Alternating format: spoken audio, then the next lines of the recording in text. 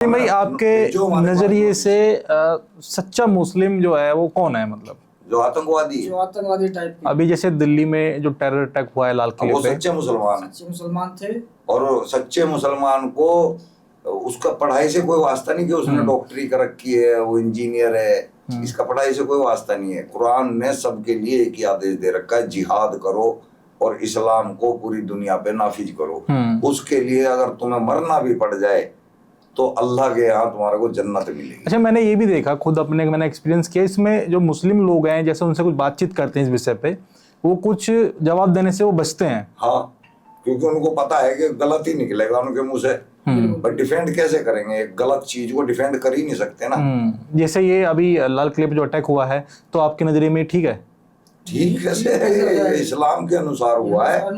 इस्लाम के अनुसार तो ठीक है, उसके अनुसार हुआ है, लेकिन मानवता के लिए तो देखो गलत है ना यार। वो पढ़े लिखे डॉक्टर अपने आप को बम बांध के फट रहे हैं, जो डिग्री हासिल की है, जो साइंस पढ़ के डॉक्टर बने हैं, वो मान रहे हैं कि कोई आदमी उंगली के इशारे से चांद के टुकड़े कर देगा। साइंस पढ़ के डॉक्टर बने हैं, वो लोग मान रहे हैं। कुरान में लिखा हुआ है ऐसा? हाँ, ये कुरान क्या लिखा हुआ है? कुछ ऐसी कोई आयत पढ़ के बताएंगे जो कुरान में लिखा हुआ है इस तरह की कुछ? अब काफिरों के ऊपर पढ़ दें। हाँ, पढ़ दें। जो एक कुल या अय्युहल काफिरून ला अब्दु मा ताबदूना वला अंतुम अब्दुना मा अब्दु लकुम दीनुकुम वलिय दीन। ये पूरे काफिरों के बारे में है। हाँ, इसका अर्थ क्या है? कि इन सभी काफिरों से कह दो।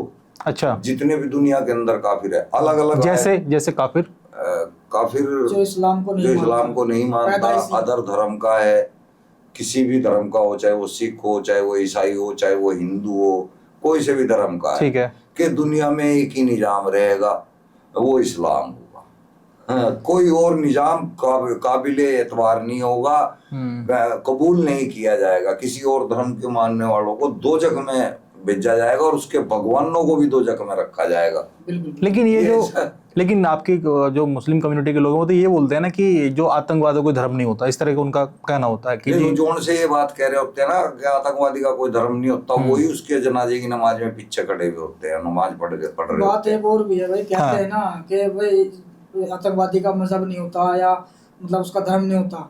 तो मान ले चलो आतंकवादी का मजहब नहीं होता या वो नहीं होता, तो फिर हर आतंकवादी मुसलमान ही क्यों होता है?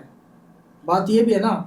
ज्यादा रेशियो में तो मुस्लिम ही, हाँ, मुस्लिम ही मिलते ज्यादातर। और मैं मानता हूँ बहुत से मुसलमान कहते हैं कि भाई ऐसे और धर्म के भी लोग होते हैं दंगा फैलाते हैं। दंगा तो फैलाते हैं, आतंकवादी तो नहीं होता हिंदू कोई। मैं कहता हूँ कि अगर वो करते हैं ना तो वो किसी धर्म के एतबार पर नहीं करते, वो सिर्फ अपना दंगा करेंगे ना, वो देखेंगे कि ये किसन है या मुसलमान है या क्या है।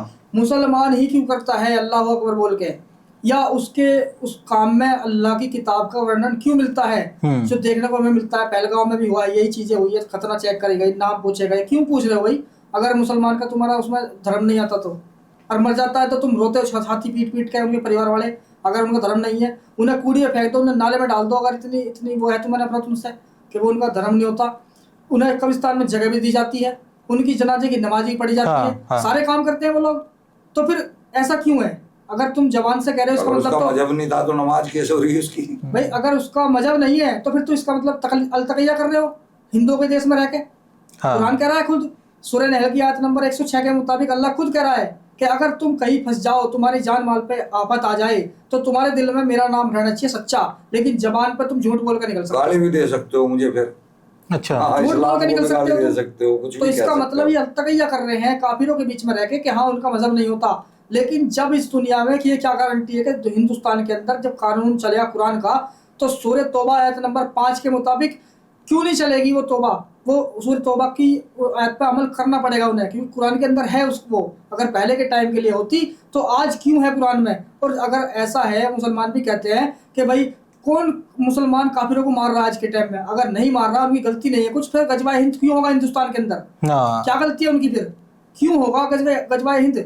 अगर मान लो कोई मुसलमान नहीं मार रहा काफिर को, उनकी गलती नहीं है कुछ भी। जब गलती नहीं है तो फिर गजवाए हिंद का जिक्र क्यों करते हो फिर हिंदुस्तान के अंदर? भाई बात ये भी है।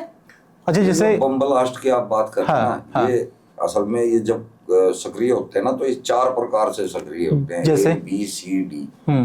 एक काम करेगा आतंक का, ठीक है, बम फोड़ेगा या कत्लेआम करेगा या गोलियों से भूनेगा। एक काम तो ये करेगा, A टीम करेगी, ठीक है।